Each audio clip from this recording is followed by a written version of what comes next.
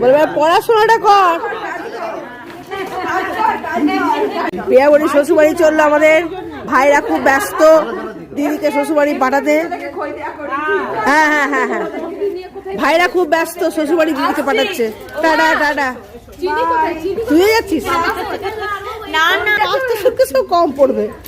কেমনদিকে আমার কি সুন্দর লাগছে, কেমনদিকে টাটা।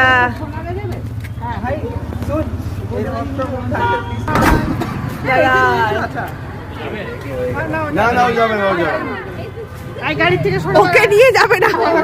টাটা। কি মজা করছে।